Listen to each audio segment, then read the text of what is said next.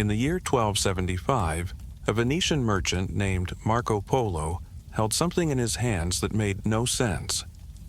Paper, not a letter, not a map, just paper. And yet, across the vast empire of Kublai Khan, this paper could buy a horse, a house, a lifetime of silk. In Europe, such a claim would have earned you laughter, or suspicion of madness. But here, in the heart of the Mongol Empire, paper had become more valuable than gold, not because of what it was, because of what it represented. Centuries before blockchain, decades before banks as we know them, the Mongols engineered something revolutionary, a currency that existed purely on trust, enforced by the largest land empire in human history. They called it chao. We might call it the world's first fiat currency, and for a time it worked with a precision that would make modern economists weep. But like all systems built on belief, it carried a hidden fragility, a crack that would eventually bring even the mighty Yuan Dynasty to its knees. Tonight, we follow the Silk Roads backward, past the caravans, past the khans, past the gold and silver that once ruled the world, to understand how the Mongols created the Bitcoin of the 1200s, a currency made of nothing, worth everything, until it wasn't. The year is 1260. The Silk Road stretches like a vein across the known world, from the Mediterranean to the Pacific, through deserts that swallow caravans whole and mountain passes where the air grows thin enough to steal your breath. For centuries, this road has pulsed with one rhythm, the weight of precious metal. Gold coins from Persia, silver dirhams from the Abbasid caliphates, Byzantine solidi stamped with the faces of emperors, copper cash from Song Dynasty China. Every transaction, a negotiation of weight and purity. Every merchant, a metallurgist by necessity. The money itself is heavy, dangerous to carry, difficult to divide. A fortune in silver might require a cart. A king's ransom in gold might fit in a saddlebag. But lose that saddlebag, and you've lost everything. No receipts, no banks, no promises. Just metal, cold and finite. But in 1260, something shifted. Kublai Khan, grandson of Genghis, brother to warriors, student of Confucian advisors, sits in Xanadu, his summer capital, and contemplates an empire too vast for coins alone. His domain stretches from Korea to the edges of Europe. His subjects speak 100 languages. His merchants trade in a dozen different currencies, each with its own exchange rate, its own suspicions, its own potential for fraud. The Silk Road is choking on its own prosperity, and Kublai Khan, unlike his grandfather who conquered with horses and composite bows, is about to conquer with an idea that had been tested, quietly, in pockets of China for decades, an idea that seemed to outsiders like pure insanity. He will make money from trees, not coins minted from precious metals mined from the earth, but notes, printed on mulberry bark paper, stamped with red ink and official seals, paper that, on its own, is worth almost nothing, paper that, by imperial decree, will be worth everything. And here is the dangerous brilliance of it. He will not ask people to believe in the paper, he will force them to, with the full weight of the Mongol war machine behind every single note. Refuse to accept it, punishment. Counterfeit it, death. Hoard gold and silver instead, confiscation. For the first time in human history, money will be severed from physical value. It will become pure trust, pure decree, pure power made portable. And as the sun sets over Xanadu, casting long shadows across courtyards where advisors debate and scribes prepare the new imperial edicts, the world's financial system begins to change. Quietly, inevitably, like a river changing course. Slowly at first, then all at once. The age of paper money is about to dawn, and with it, a question that still haunts us today. What happens when currency becomes just a promise? Marco Polo stands in a marketplace in Kanbalik, what we now call Beijing, and watches an impossible transaction unfold. A merchant from Samarkand, his cart heavy with Persian rugs woven in colors that seem to hold light, accepts payment from a Chinese silk trader. But there is no clink of coins, no testing of metal between teeth, no scales brought out to weigh silver. Instead, the silk trader hands over a piece of paper, rectangular, roughly the size of a modern envelope, made from the inner bark of mulberry trees, sturdy yet flexible. Stamped with red and black seals, the seals of the great Khan himself. The Persian merchant examines it. Not for long, perhaps 3 seconds. Then he folds it carefully, places it inside his robe, and the transaction is complete. Marco Polo, still young, still learning the ways of this vast empire, leans toward his translator. "That paper," he asks, "what is it worth?" "Whatever the Khan says it is worth," comes the reply, and in that answer lies the entire revolution. Back home in Venice, Marco knows the system well. Money is metal, gold florins, silver grossi, their value derived from what they are, from the precious elements they contain, elements that took millennia to form in the hearts of dying stars, elements mined from deep within the earth. But here, value comes from decree, from the word of Kublai Khan, enforced by an empire that stretches from sunrise to sunset. Later, Marco Polo will write about this in his chronicles, and Europe will not believe him. They will call him a liar, an exaggerator. Marco millions, they'll mock him, as if his tales were fantasies spun for entertainment. But what he witnessed was real, more real perhaps than the gold coins Europeans clutched so tightly. Because the Mongol paper currency, the chao, was backed by something more powerful than rare metal.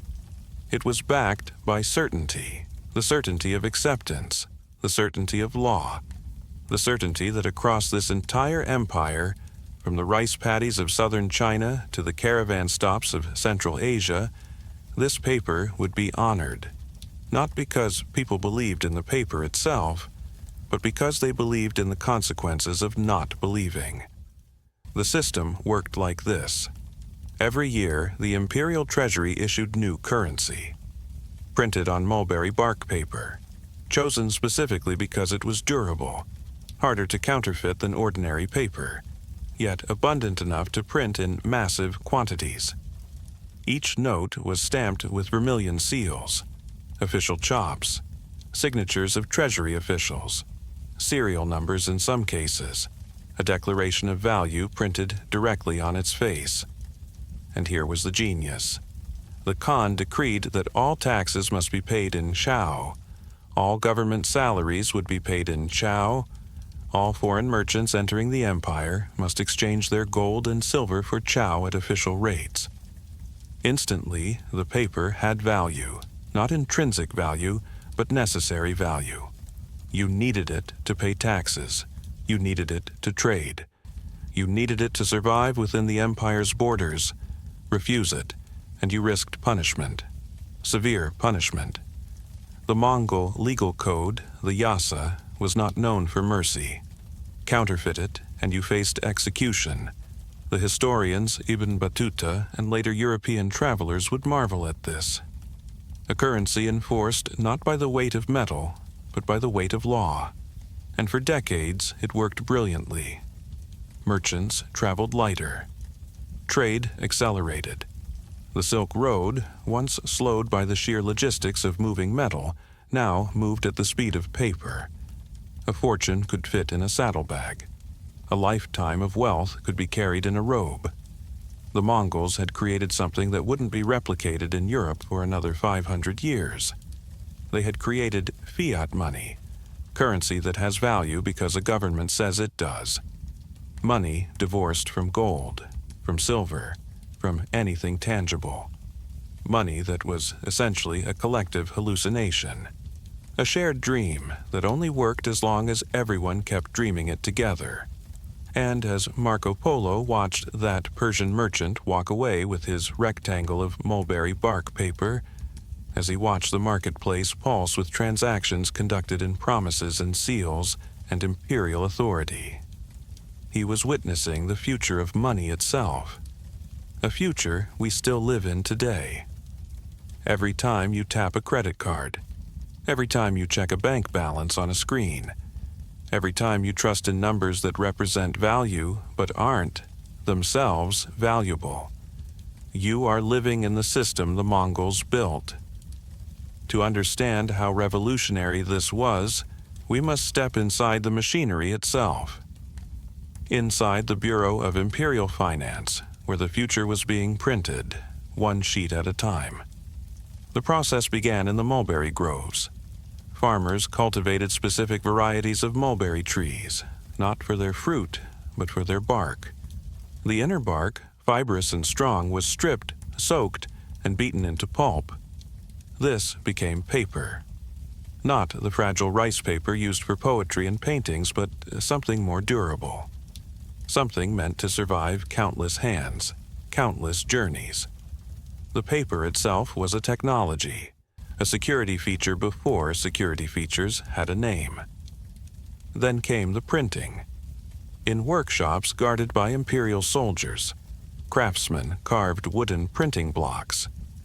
Each block contained the denomination, the official seals, the warning text that promised death to counterfeiters. Some notes included silk threads woven directly into the paper, an anti-counterfeiting measure so sophisticated it wouldn't reappear in currency for 6 more centuries. The printed notes were then stamped. Multiple stamps. Red vermilion ink made from cinnabar, expensive enough to be difficult to forge.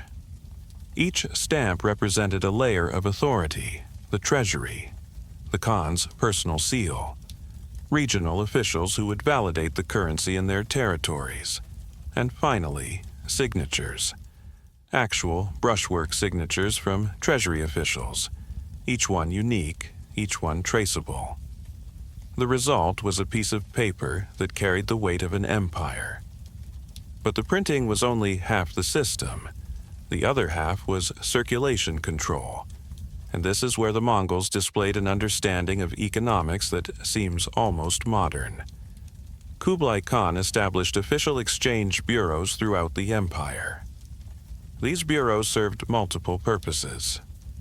First, forced exchange. When foreign merchants arrived, Arabs with gold dinars, Europeans with silver marks, Chinese from the Song territories with copper coins, they were required to exchange their metal currency for paper chao at rates set by the government. The exchange rate was predictably favorable to the Khan. You might hand over gold worth 100 units and receive paper worth 95. That 5% spread?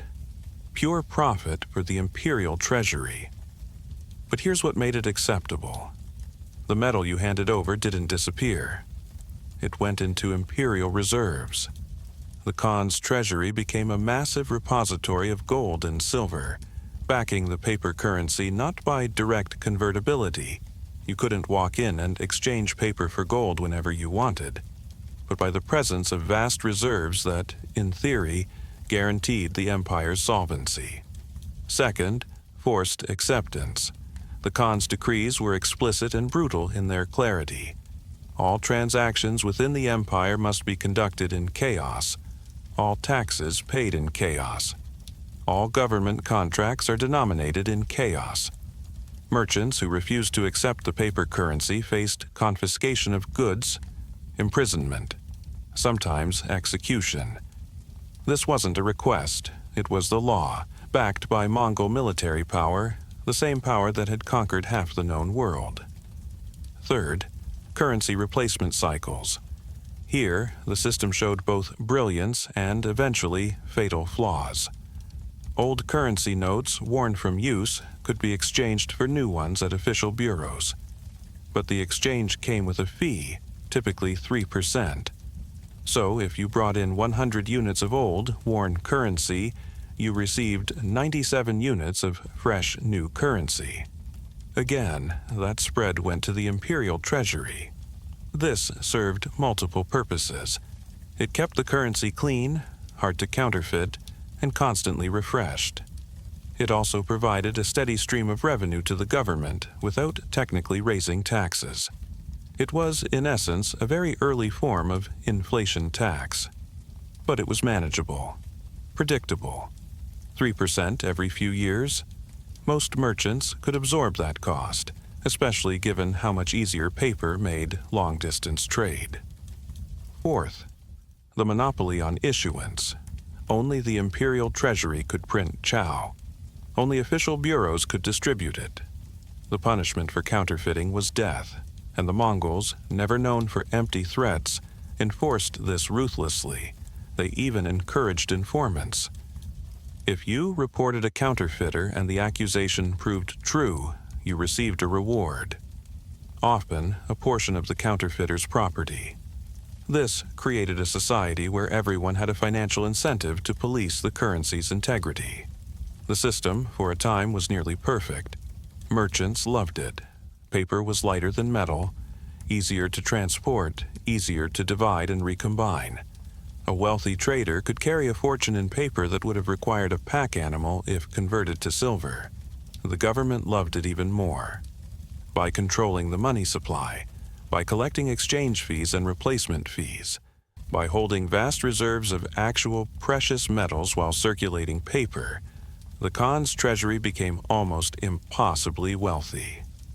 Tax collection became more efficient. Government spending became easier to track. The entire economy accelerated. Trade along the Silk Road reached heights it hadn't seen in centuries. Goods flowed, cities prospered. The Pax Mongolica, the Mongol peace, brought stability, and the paper currency brought liquidity. For decades, the system hummed like a well-tuned instrument. Merchants from as far as Egypt and Venice marveled at it. Some, like Marco Polo, wrote it down. Others simply participated, reluctantly at first, then enthusiastically as they realized how much easier commerce became. The Mongols had solved a problem that had plagued civilizations for millennia.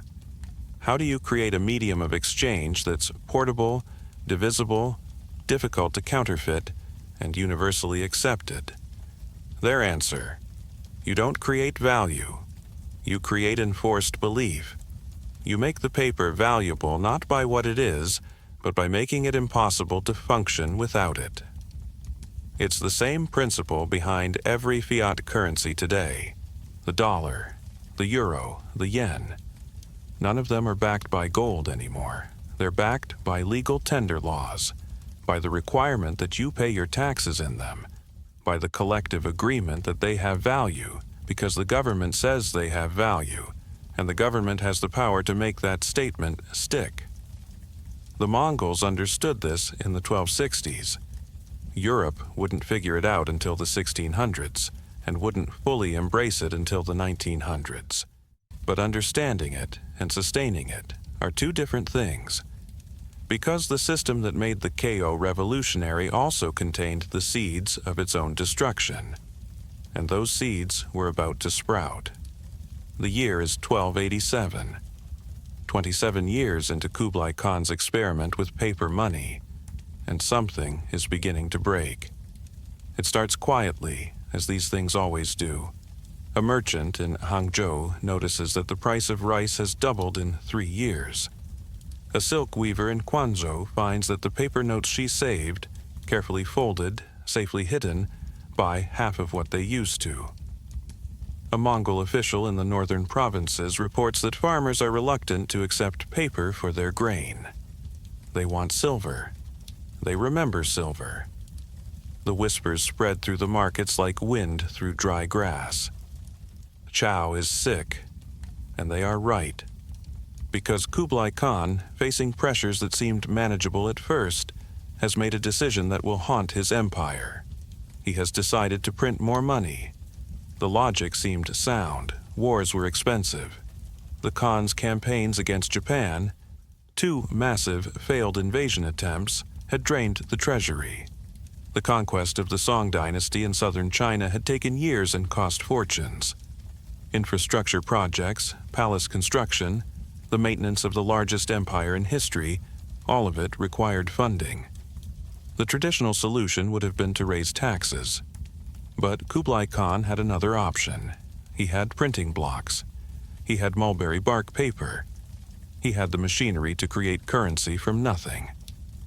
So he did. The imperial workshops began running longer hours. More paper, more seals, more notes flowing into circulation. At first, the effects were subtle. Prices rose slightly. Merchants adjusted. Life continued. But economic laws like gravity don't care about imperial decrees. When you double the money supply, you don't double the wealth. You halve the value of each unit of currency. The Mongols were discovering inflation, perhaps the first government in history to create it systematically through fiat currency expansion. And once it started, it became a spiral. As prices rose, the government needed more money to pay soldiers, to fund projects, to maintain authority. So they printed more, which caused prices to rise further, which required even more printing. The exchange bureaus, once symbols of imperial power, became sites of quiet desperation. Merchants would arrive with bags full of paper notes, only to discover that the official exchange rates hadn't kept pace with reality. The government insisted that 1 unit of chaos equaled 1 unit of value. But the markets knew better. In back alleys, in quiet corners of tea houses, in whispered conversations between traders who had known each other for decades, a parallel economy emerged. An economy denominated in silver, the very thing Kublai Khan had tried to replace. Because silver, unlike paper, couldn't be printed. Its scarcity was guaranteed by geology, not law. Its value was intrinsic, not decreed. And when trust in paper falters, people return to metal. Always, the government responded with force. Edicts were issued reminding citizens that refusal to accept chao was punishable by death.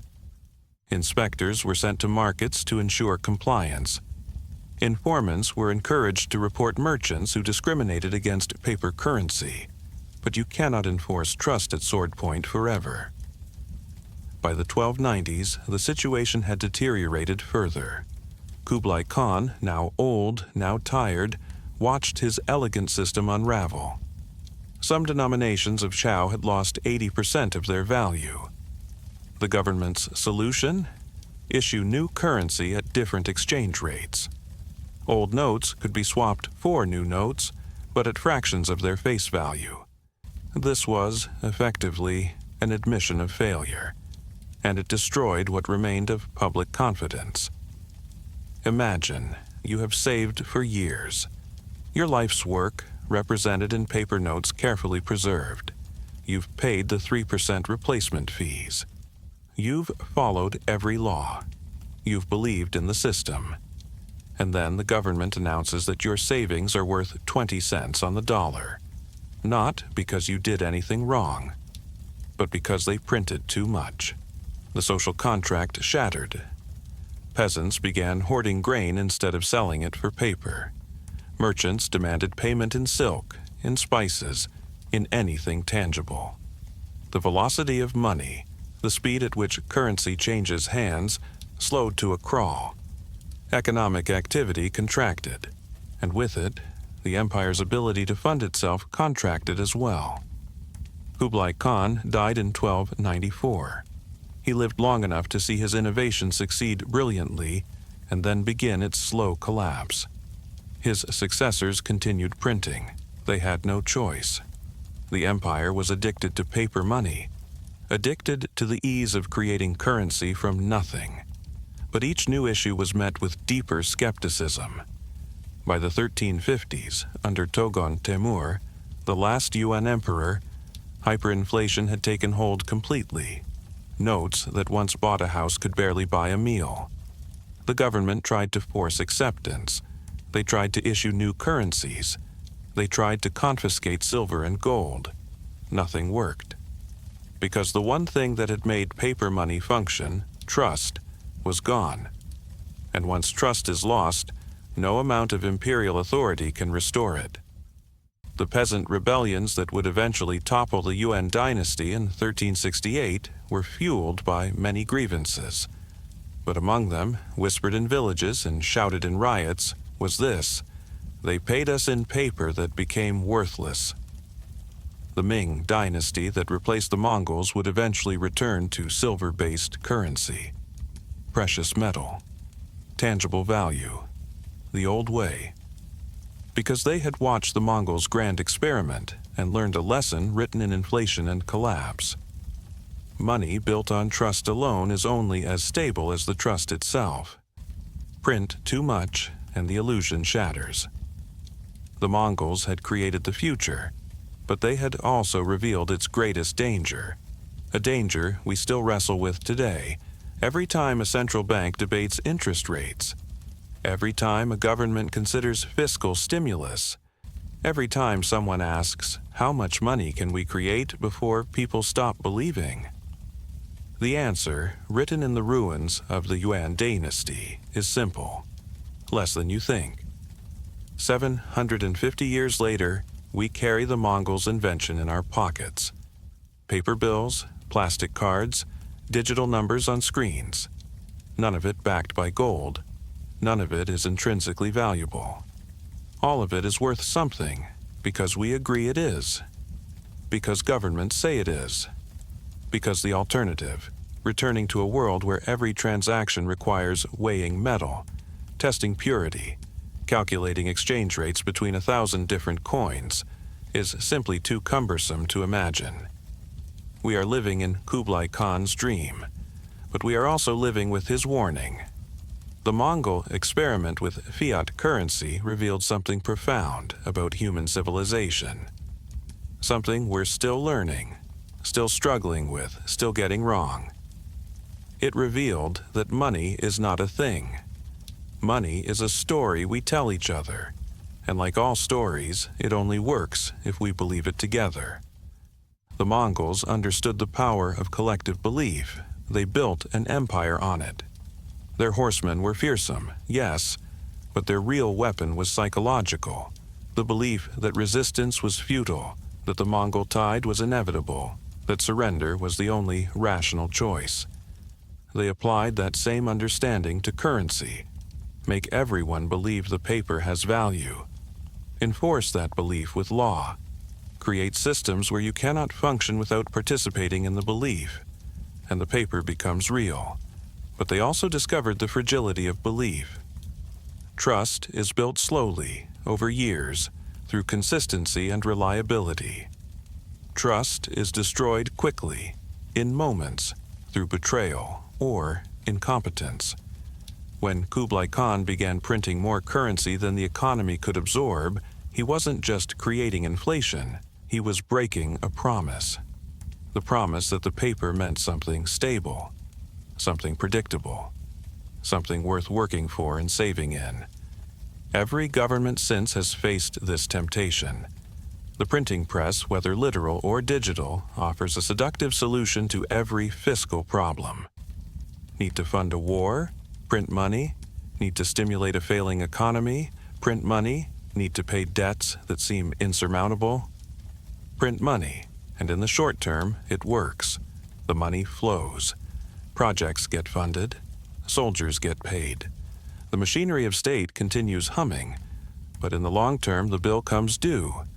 Not in the form of foreign invasion or military defeat, in the form of inflation, of eroded savings, of workers who discover that their wages buy less each year, of retirees who find that the money they carefully saved has lost its purchasing power to forces they cannot control. The Mongols learned this lesson through the collapse of their dynasty. Germany learned it through the Weimar hyperinflation of the 1920s, when people carried wheelbarrows full of marks to buy bread, when currency became wallpaper because it was cheaper than actual wallpaper. Zimbabwe learned it in the 2000s when they printed $100 trillion bills that couldn't buy a loaf of bread. Venezuela is learning it now. The lesson is always the same. You cannot create real value by creating numbers. You can redistribute value. You can facilitate the exchange of value. You can represent value symbolically. But you cannot conjure value from nothing. No matter how powerful you are, no matter how many printing presses you control. And yet, we keep trying, because the temptation is eternal. The Mongols gave us both the tool and the warning. They showed us that currency can be abstracted, can be made portable and efficient and revolutionary. They also showed us that currency abstracted from tangible value is only as stable as the discipline of those who control it. Modern economists call this monetary policy. The Federal Reserve, the European Central Bank, the People's Bank of China, all of them managing the same delicate balance the Mongols discovered in the 1200s. How much money can exist in circulation before prices rise? How much can you print to stimulate growth before you trigger inflation? How do you maintain trust in currency when the currency is, fundamentally, just paper or pixels backed by promises? These are not new questions. Kublai Khan asked them first. His answers worked brilliantly for decades, and then they failed catastrophically. Technology has changed. The principles haven't.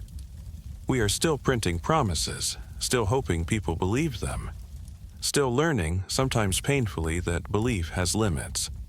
The Mongol chao died 700 years ago. But the questions it raised about money, about trust, about the nature of value itself, those questions are still alive, still urgent, still waiting for answers we haven't quite found. Every time you wonder why prices rise while wages stagnate. Every time you hear about quantitative easing or monetary stimulus. Every time you feel that vague unease about money that seems to be worth less than it used to be. You're hearing echoes from the 1200s, from a Khan who thought he'd solved the problem of currency and discovered he'd only postponed it. In the ruins of Xanadu, where Kublai Khan once dreamed his paper empire into being, the wind moves through empty doorways. The palaces are gone. The workshops where currency was printed have dissolved back into earth. The exchange bureaus, once bustling with merchants from every corner of the world, are now just depressions in the ground, barely visible beneath centuries of grass. But the idea remains. In 1661, Sweden issued Europe's first official paper money, inspired by tales from the East. In 1690, the Massachusetts Bay Colony tried the same experiment in the New World. In 1971, the United States finally severed the dollar's connection to gold completely, making it purely fiat, exactly what Kublai Khan had created 7 centuries earlier. The experiment that began in Mongol China has become the foundation of every modern economy. The paper in your wallet right now, whether it's dollars, euros, yen, or pounds, carries no intrinsic value. Its value exists because a government declares it, because legal systems enforce it, because we collectively agree to believe in it. Just like the chao. The difference is not in the principle. The principle is identical. The difference is in the lessons we've learned about restraint, about the discipline required to make belief sustainable, about the understanding that trust, once broken, takes generations to rebuild. Central banks today speak of inflation targets and monetary stability. They're speaking the language Kublai Khan would have understood immediately. They're managing the same delicate balance between printing enough money to facilitate commerce and printing so much that the money becomes meaningless. Sometimes they succeed, sometimes they fail, but they're all operating within the system the Mongols invented. A system where currency is consensus, where value is collective imagination made tangible through law and custom, where money is, fundamentally, a shared dream we all agree to keep dreaming together. Marco Polo returned to Venice with his stories of paper that bought empires. Europe laughed at him, called him a fantasist, and then, slowly, inevitably, Europe adopted the very system it had mocked, because the Mongols had discovered something true, something that couldn't be undiscovered. They had revealed that value doesn't have to live in metal or jewels or anything you can hold. Value can live in agreements, in systems, in the space between people where trust becomes currency and currency becomes trust. That revelation changed civilization. It made modern economics possible, made global trade frictionless, made wealth portable in ways previous generations couldn't imagine. But it also made us vulnerable in new ways, made our prosperity dependent on maintaining collective belief, made our savings subject to forces that feel invisible, uncontrollable, almost mystical. The Mongols built their paper currency in an empire that stretched across the world. We've built ours in a global economy that the Mongols could never have imagined. But we're still carrying their innovation, still wrestling with their questions, still hoping that the paper we trust today won't become the worthless scraps their paper became. The chao is gone, but its ghost lives in every transaction you make, every promise you accept, every time you believe that the numbers on a screen represent something real. The Mongols' Bitcoin of the 1200s didn't survive, but it taught the world how to dream in currency, and we haven't stopped dreaming since. Tonight, somewhere in the world, a printing press hums. Not for books, not for newspapers, for money, creating value from paper and ink and the weight of institutional trust. The same alchemy Kublai Khan discovered in 1260. The same promise, the same risk. We are all merchants on the Silk Road now, carrying paper promises across invisible distances, trading in belief systems we barely understand, trusting in currencies we cannot touch. The Mongols showed us the path.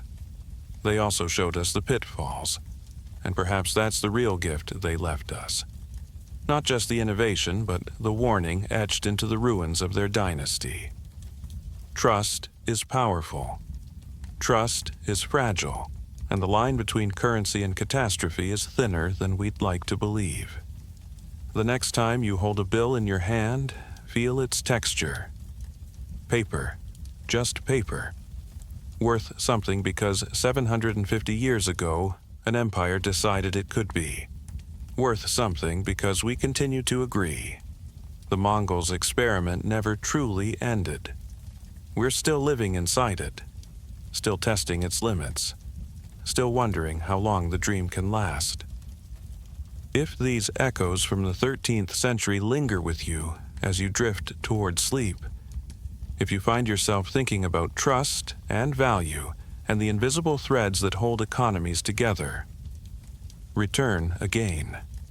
There are other whispers waiting, other forgotten moments when history pivoted on an idea, other stories written in dust and time. Until then, may your currency hold its value, and may your trust be well placed. The Silk Road winds on, and the caravans still carry their secrets.